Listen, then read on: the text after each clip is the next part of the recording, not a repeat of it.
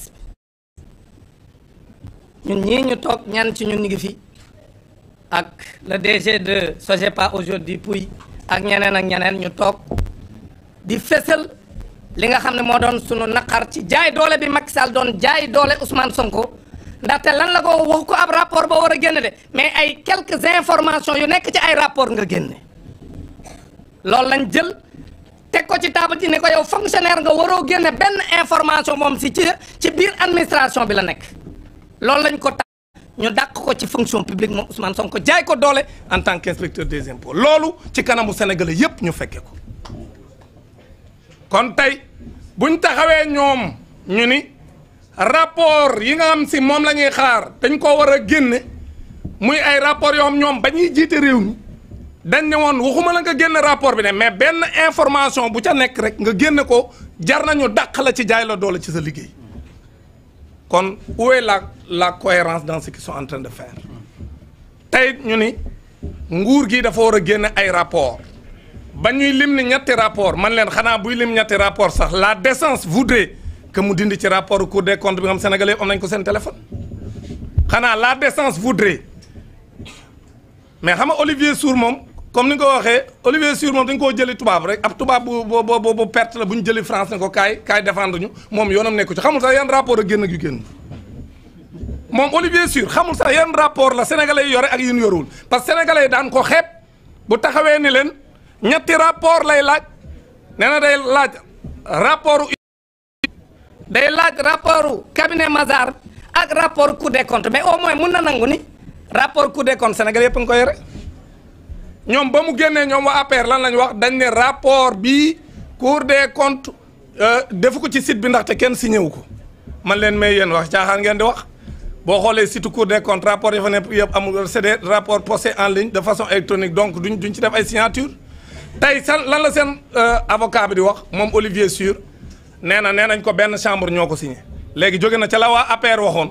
ne benn chambre ñoo ko signé mais kon comme chambre signé na ko mooy rapport bi am na beneen bi mooy comme ni ko nit ñi leerale sànq te Bara Ndiaye leeral ko mooy IGF ñoom ay fonctionnaire u état lañ mais fonctionnaire état bu defee liggéeyam ba pare mënu koo publier dañ ko koy tere ñun ñii sama gars yi xam nañ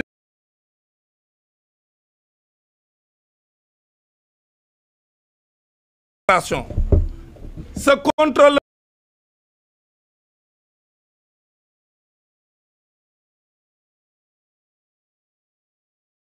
su ko defee du fa fanaan dañ koy dàq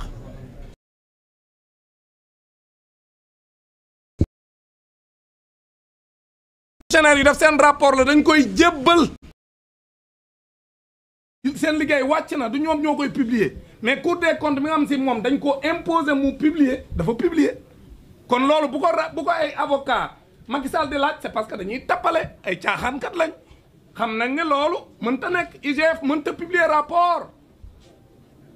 le cabinet Mazars également c'est un cabinet privé moom dañ ko choisir pour mu def rapport ma dégg Aïssata Tall Sall ni léegi yéen comme nee ngeen da ngeen a gis det yi ba pare lu tax ngeen di jël ku leen ko wëral déedéet wutuñu ku ko wëral ku ko certifié la ñuy wër maanaam comme IGF moo wax ni dañu nëbb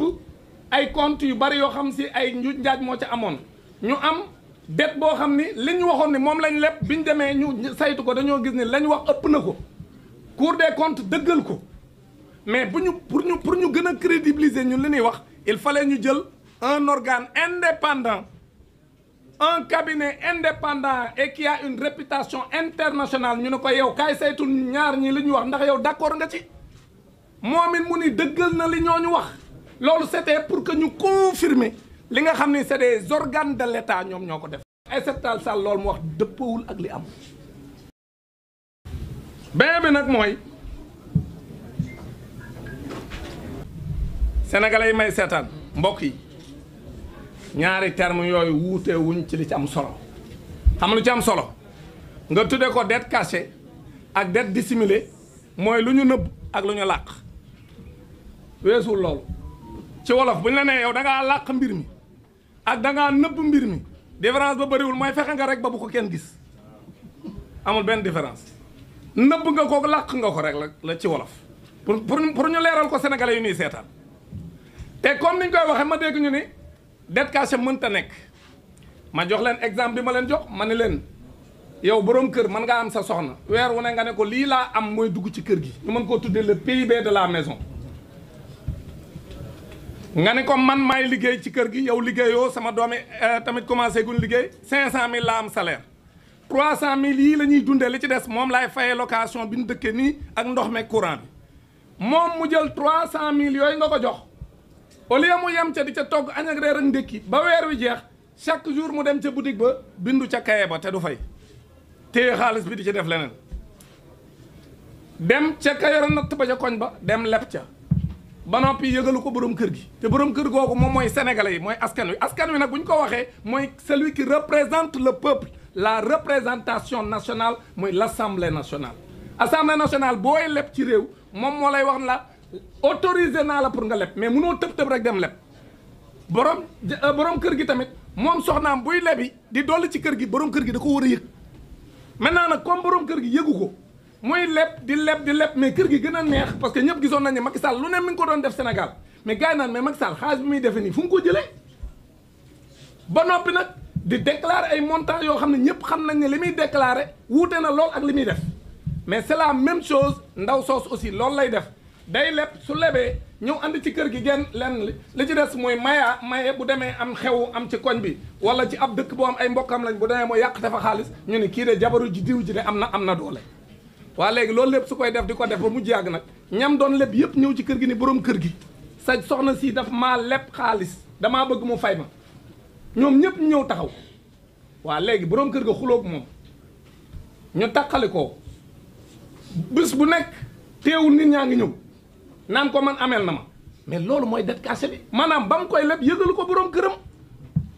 mais fii tamit bi Macky Sall di leb loolu lépp moom gouvernement mi yëgalu ko assemblée nationale mi ko war a autoriser pour mu def ko mais loolu ñu wax ko am ñu ne waruñu koo wax mais jàpp naa ne nit booy jiite am réew da nga leen a war a wax dëgg loolu moo tax régime bii wax nit ñi dëgg dire la vérité aux Sénégalais dire la vérité à tous ceux qui sont les bailleurs wax ñi nga xam ñoom ñoo doon lebal Sénégal xaalis fan la suñu bor toll parce que loolu mooy tax transparence am loolu mooy tax ëllëg bu ñu demee ba bëgg a def ay changement ñu mën a xam fan taxawaay la ñuy am mais suñ ko nëbboon Sénégalais yi ñun régime bi ñu dem ba ci benn jamono Sénégalais yi découvrir ko mën nañoo wax sax ni leen li ñun ñoo ko fi andi kon nag loolu moo tax régime bi jël ay responsabilités wax li nga xam moo ci am. maintenant aujourd'hui li ñëpp seetlu mooy jël nañ Olivier Sur ñu ne ko demal Sénégal nga tuur leen lëndëm parce que en réalité. man guleet ma gis koo xam ne kenn toppagu la ngay jëli ay avocats yi lay défendre mais Macky Sall kenn toppagu ko mais léegi yow ku moom xar mi rek nga bàyyi buum gi ne non man sàccu ma ko Macky Sall kenn neewagu ko fii bii yoon nga jëm wala bee yoon nga jëm kenn interpellé gu ko léegi kon kañ ngeen moo sa gis koo xam day jël ay avocats yu koy défendre alors que moom kenn toppagu ko pour nga jël ay avocats yi lay défendre da ngay moo tax am na ku ne ma avocat yeeg war a tontu ma ne ko yan avocat Macky Sall kenn toppagu ko ñun ñoo koy défendre ñun ñoo koy tontu parce que ñoom li ñu def c'est une erreur dans la communication li ñu def moo tax j'ai compris Juan Branco qui dit que ñoom dañoo jébbal seen bopp. parce que en réalité yow xuux rek nga daw Macky Sall kenn toppagu ko kon léegi moom lan lay doyee avocat yu koy défendre léegi nag aujourd'hui xam nga loo ciy jàppee ci loolu mooy Macky Sall ci boppam xam na ni def na njombe Sénégal Macky Sall dafa rey Sénégalais yi. lu ëpp 80 personnes la rey doog a dem lépp pour bëgg a imposer def 3e mandat Macky Sall dafa jël alalu askan wi mu randal ko yàqte ko def pasare ko moom ak ay nitam Macky Sall dafa toroxal sénégalais yi parce que ndóol gi sénégalais yi nekkee actuellement Macky Sall moo ko fa indi doog a dem parce que après moi c'est le déluge loolu la bëggoon waaw léegi nag Macky Sall loolu bu ko defee xam nañ dañ koy woo moom il le sait léegi nag moo tax moom aujourd'hui lépp li muy def mooy il jette ses dernières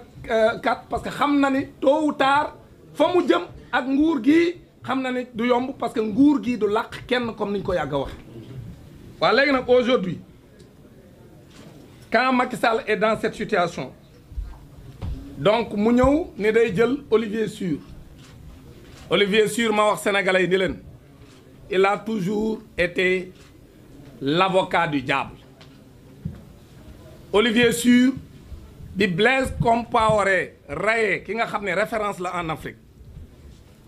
Thomas Sankara moom mii bokk na ci ñi nga xam ñoom ñoo ko doon défendre et il a perdu donc c'est un avocat boo xam ni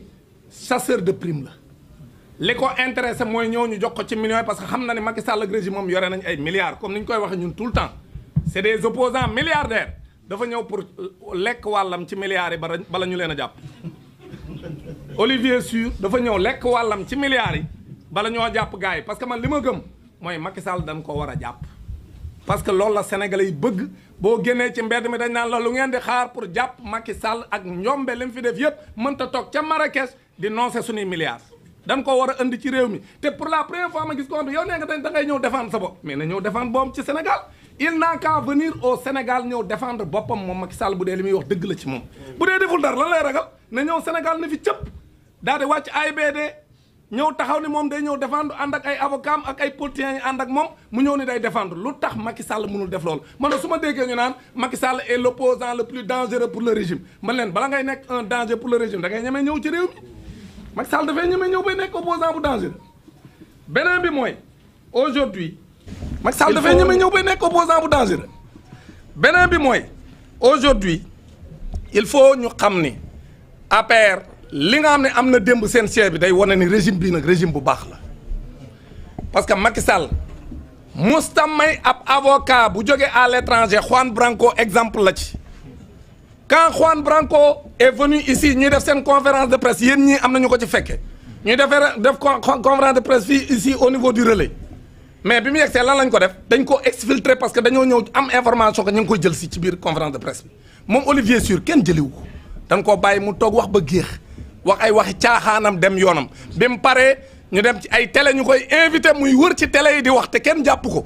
alors que Juan Branco bi mu paree ci conférence de presse bi relais dañ koo jël le maire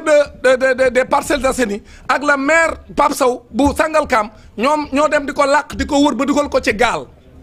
yóbbu ko Mauritanie pour mu jaaree fa daw kon nag foofu day wane ne booba dictature moo am Sénégal un avocat Sénégal ak France am loo xam convention la seen biir ba avocat bu nekk France am na droit plaider fii avocat bu nekk fii Sénégal am nga droit plaider France léegi moom Juan Branco am droit ñëw Sénégal plaider pour Ousmane Sonko ñu ñëw xañ ko yamuñu ca ñu dem di ko dàqi ba Mauritanie dem kar ko andi ko tëj ko fii Rëbës ba noppi nag toroxal ko fii ci Rëbës mais est-ce que ñun def nañ loolu Olivier Sur dañ ko bàyyi mu wax lu ko neex wax ba géex dem yoonam loolu rek wan na différence entre le régime du président Bassirou Diomaye Diakhar Faye et le régime du président Macky Sall bokkuñu ku leen di tëkkale da nga xam kon mu Olivier Sur ce qu'on doit lui dire c'est qu'il comprenne que le Sénégal n'est pas une république bananière que nous ne sommes pas une république de complexés. Il y a un changement de paradigme au Sénégal et que le Sénégal aujourd'hui est dirigé par des hommes et des femmes qui sont fiers d'être sénégalais, qui n'ont aucun complexe envers l'Occident, qui n'ont aucun complexe envers la France. C'est ça que Olivier Sur doit comprendre. Qu'aujourd'hui, si on l'a pris pour être un sorcier blanc, pour venir nous rappeler que nous étions donc des colonisés, que cette époque est révolue et qu'il y a un changement de paradigme et qu'à la tête du pays, nous n'avons pas des laquais, mais que nous avons des gens qui comprennent les enjeux du monde et qui veulent un respect pour le pays et qui sont fiers d'être sénégalais et qui veulent construire un État moderne, un État souverain, un État prospère et un État juste. C'est ça que nous sommes en train de construire dans ce pays. C'est ça qu'Olivier Sur doit comprendre. Que s'il pense qu'il peut manipuler les Sénégalais et s'il pense que ce complexe qui a toujours existé entre le colon et le colonisé, que ce complexe-là continue à exister au Sénégal, c'est parce qu'il ne comprend pas. Il faut lui dire que le pays a changé. Et les arguments qui sont avancés par Olivier Sur, parlant de rapports cachés, en disant que tous les rapports n'ont pas été divulgués, c'est parce que Olivier Sur ne dit pas la vérité. Ces arguments sont tirés par les cheveux. Encore une fois, il n'y a aucun rapport caché. Ce qu'il y a aussi, c'est qu'on a respecté tout ce qu'on a comme réglementation dans ce pays depuis 2012. Quand il y a un changement de régime, il faut auditer les comptes. Et on a audité les comptes. L'inspection générale des finances a produit son rapport. Ensuite, la Cour des comptes, ça a été certifié par un cabinet privé, le cabinet Mazars. Aujourd'hui, le FMI, qui est l'organe qui peut, en dernier ressort, infirmer ou confirmer, vient de confirmer qu'il y a eu de la dette cachée au Sénégal. C'est ça qui est important et le débat est clos. Parce que si vous vous rappelez bien, les gens de la paire, quand on a commencé à parler de dette cachée, avec un niveau d'endettement assez élevé, où on parlait de 119% du PIB, ils avaient dit qu'ils attendaient le rapport du FMI. Mais aujourd'hui que le FMI a tranché le débat, au lieu d'accepter quand même, parce que le FMI, vous pensez que le FMI va trancher le débat alors qu'il n'y a pas de rapport? Au contraire, c'est sur la base de ces différents rapports et qu'ils ont éprouvé qu'ils ont décidé quand même d'avoir une opinion claire. Et l'opinion du FMI, c'est qu'effectivement, il y a eu de la dette cachée au Sénégal. Donc encore une fois, nous les Sénégalais, nous devons être fiers. Nous devons être fiers d'avoir un régime qui dit la vérité aux Sénégalais. Nous devons être fiers d'avoir un régime qui est aux côtés des populations et qui est là pour servir quand même de transition pour montrer que ce qui s'était passé ces 12 dernières années-là sous Macky Sall, ça ne va plus se passer dans notre pays. Et c'est ça qui doit nous rendre fiers. Quand nous, dañu war a sant yàlla parce que ce régime Macky Sall continué woon ci réew mi dinañ toog fii ñu ngalaab ñu ñun Sénégalais yëpp kon nag ñun dañoo war a sant yàlla bi ay ab génération taxawee xeex pour jëlee fii Macky Sall parce que Macky Sall su fi kon ne woon nekk musiba dinañu dal kon nag li nga xam ne moo am mooy ñoom ils sont dans la manipulation ñenn ci ñoom dañoo tiit parce que Macky Sall ak ñim àndal xam nañ ni parce que ña toogoon ca table ba wër Olivier Sur yëpp xam nañ ne buñ defee la ñu war a def ñoom ñëpp ci kaso bi leen jëm Macky Sall ci kaso bi ña nekkoon ci wër table ba tamit ñoom ñëpp ñu bari ñoom ci kaso bi léegi nag man li ma gëm mooy l'APR dañ ko war a dissoudre APR dañ ko war a dissoudre APR dañ ko war a dissoudre parce que lu tax mooy pick-up yi doon rey sénégalais yi siège APR lañ doon jógee di dem ci mbedd yi di tiire ci kaw sénégalais yi te loolu ñun ñëpp teg ngeen seen bët manipuler nañ fi police ni ko defloo ko conférence de presse seen alliés yi nekk en France ñoo def conférence ñoom it def seen i émission daan ne effectivement loolu police Sénégal bi wax ne manifestants yi ñoo doon reyante seen biir loolu du dëgg ay nervi ànd ak ay complices yoo xam si ñu ngi ci ay pick-up bu policier ñoom ñoo doon rey sénégalais yi c'est exactement ce qui s'est passé kon nag parti bu fi def loolu man dama gëm ne waratul concourir au suffrage des sénégalais man dama gëm ne parti bu fi def loolu dañ ko war a dissoudre APR c'est respecter la loi sénégalaise parce que un parti Pastef def fi dara ñu dem dissoudre ko Pastef def fi dara lu dul taxaw di xeex pour l'état de droit ñu dem dissoudre ko ba noppi dem tas partem dañoo ba noppi dem tëj siège am dañoo dissoudre Pastef ba noppi tëj siège am waa léegi APR nag c'est la même chose aujourd'hui lañ ko def aujourd'hui ñun dañoo am ay raison parce que boobu ñoom bi ñu koy def dañu doon jaay doole mais ñun buñ ko dee def duñu jaay doole man dama gëm ne APR dañoo war a tas parti bi kenn ku bokk ci APR waratu la présenté wu ci benn élection tant que mi ngi présenté wu au nom de l'APR bu présenté woo ci leneen nag mun na nekk candidat beneen bi nag mooy APR comme siège la boo xam ne ci tappale la nekkoon pendant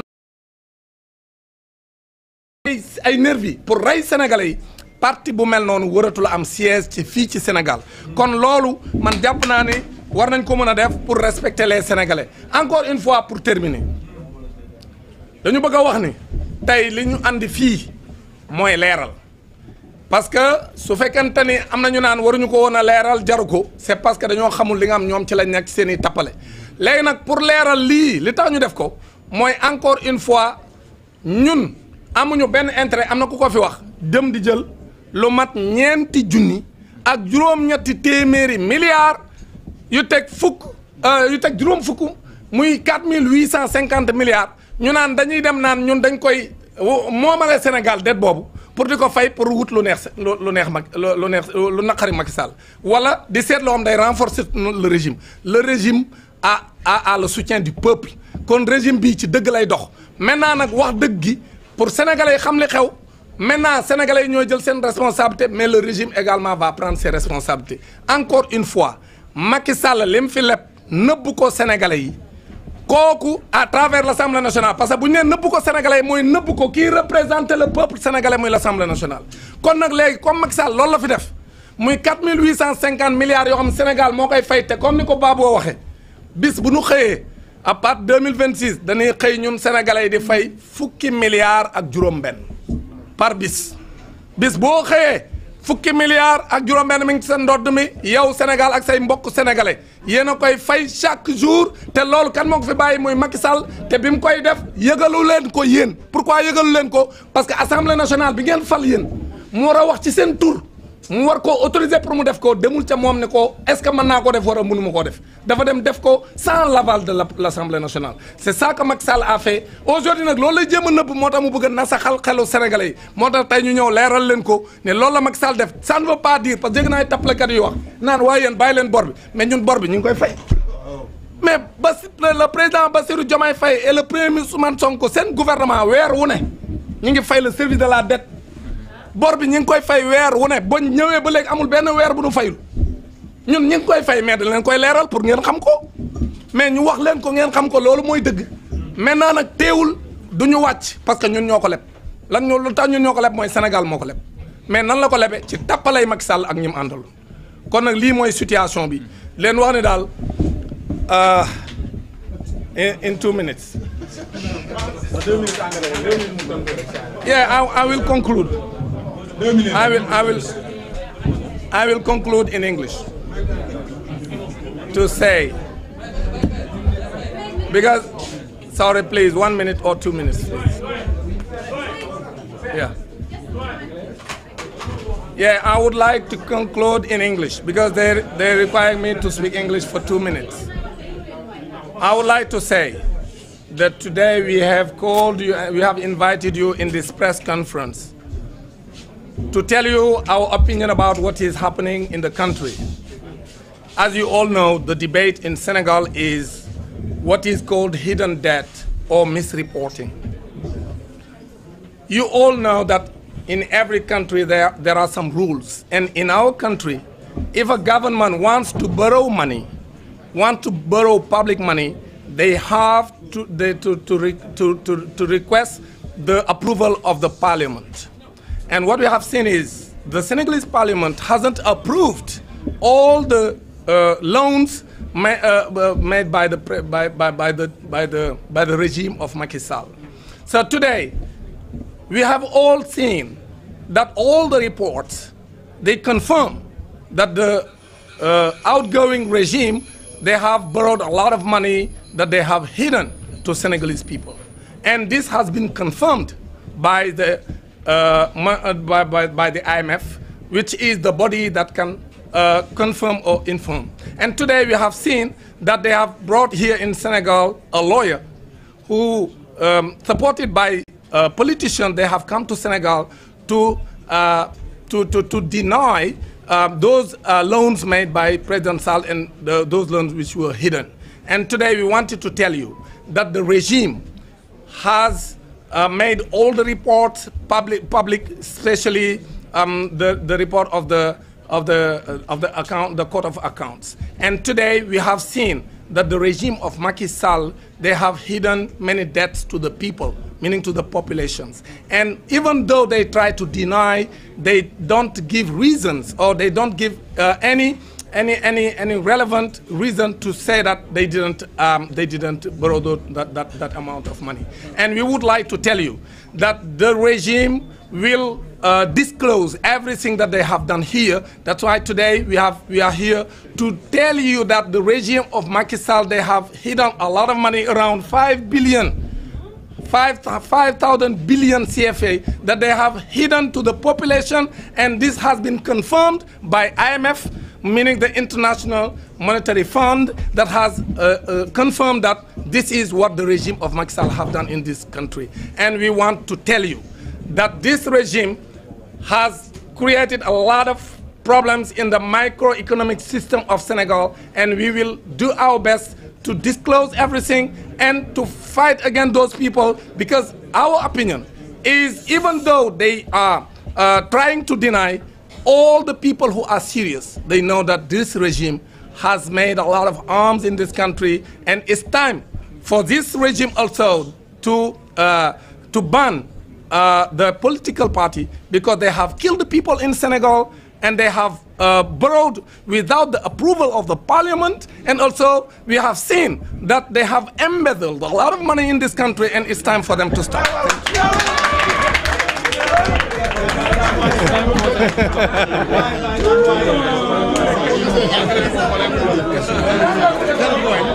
Thank you. tuuti rek ngeen may ñu tuuti ngeen may ñu tuuti rek s'il vous plaît xaaral ngeen may ñu tuuti rek s'il vous plaît 4 questions rek 4 questions bu fekkee dafa am ñu ko. non Waly mooy dem répondre question yi man leen pare naa ci Babou yaa ngi répondre question yi wax dëgg aywa